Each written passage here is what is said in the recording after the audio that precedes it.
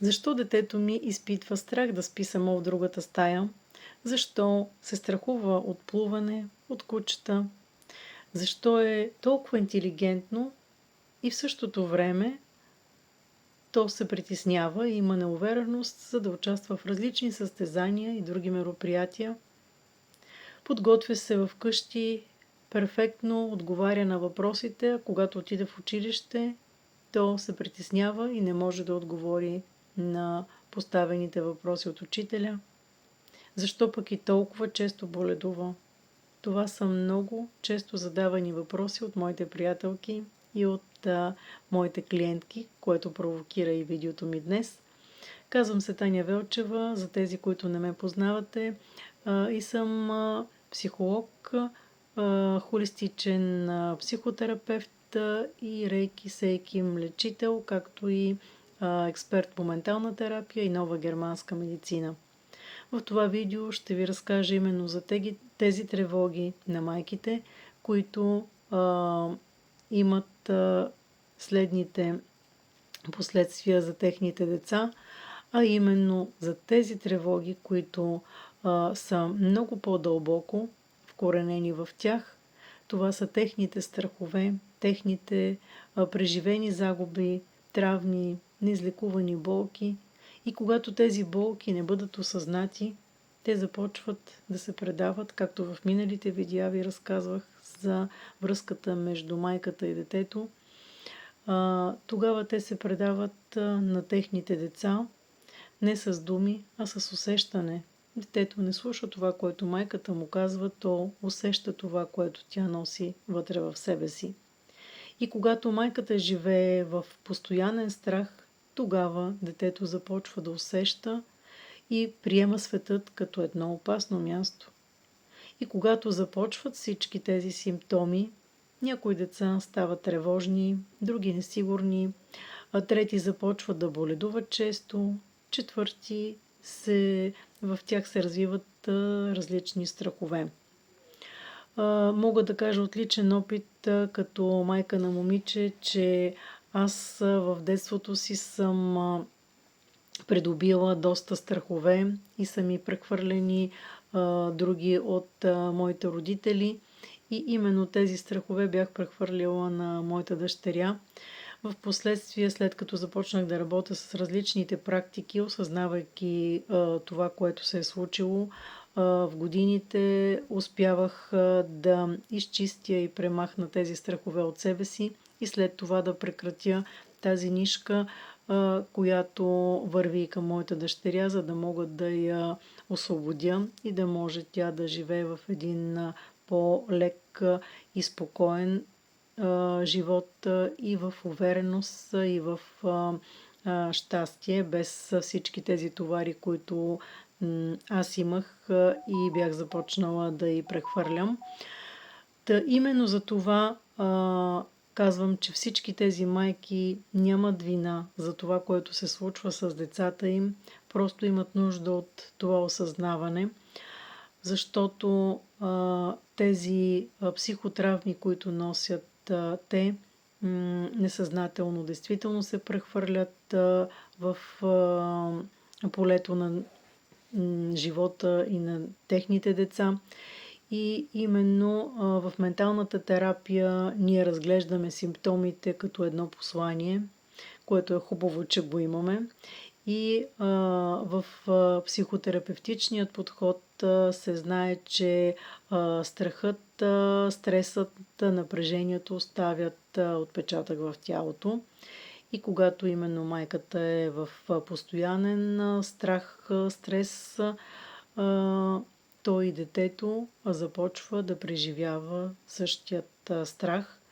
И то не е случайно, тъй като, както и в предишните видеа съм ви обяснявала, че детето несъзнателно е свързано с вътрешния свят на майката и то може да започне да носи всичко това, което и тя има като страхове, тревоги, несигурност и някои други симптоми. И когато тези преживявания останат заключени в майката, тогава те се превръщат в едно вътрешно напрежение, а напрежението винаги търси изход и той търси изход или чрез тялото на майката, чрез тялото на детето. И както казах, тези майки, които са толкова обичащи, се притесняват за това, което се случва, търсят обяснение и търсят решение на всички тези въпроси, но любовта без едно осъзнаване, тя често се превръща в тревога, а тревогата може да се превърне в програма и тази програма казва на децата: светът е опасен, трябва постоянно да се пазя, може да ми се случи нещо лошо, мога да се разболея и така нататък. И детето започва да живее именно чрез тези програми и ограничаващи убеждения. А когато майката може да преодолее след осъзнаването всички тези тревоги, притеснения, ограничаващи убеждения и така нататък, тогава тя може да се успокои и след това вече успокояването идва и при самото дете, защото вече знаете каква е връзката между тях. И много майки откриват много важното нещо, а именно е, че те не трябва да спасяват децата си. Те трябва да й дадат силата да живеят, да ги подкрепят, да й дават увереността, дори и да виждат, че децата й са в трудно положение, да им дават, да им вдъхнат вяра, надежда, че всичко ще се подреди, че всичко ще мине по най-лекият за тех начин, за да може да преодоляват заедно и с увереност всичко, което е на пътя им, защото знаете, че животът е интересен и се случват различни предизвикателства и когато имаме увереността и надеждата, че ще се случи, ние можем с лекота да минем по тези предизвикателства и да вървим натам към следващите. Така че, когато майката осъзнае всичко това, което носи като страхове, като тревоги от миналото, като убеждения от наследени нейни програми, тогава започва истинската промяна. Както започна промяната при мен, след това при моята дъщеря и при много от моите приятели и пациенти, клиенти. Тогава в този момент на осъзнаване, на претрансформиране, тогава любовта на майката може вече да придобие силата и да освободи всички тези страхове и именно да се превърне в доверие към детето, в доверие към светът около нея и в доверие към самата себе си. И този път именно започва с тази първа малка крачка, крачката на осъзнаването. А понякога точно това осъзнаване е началото и на изцелението.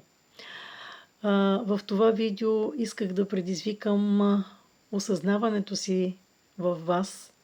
В следващото видео и медитация ще ви дам възможност действително да можете по един лек начин, чрез медитацията, да изчистите, претрансформирате всичко, което ви тежи, което мислите, че предавате на вашите деца, така че техният живот да може чрез вашето освобождаване да стане по-лек, по-приятен, да живеят уверено, в надежда и един щастлив живот да бъде един техен път.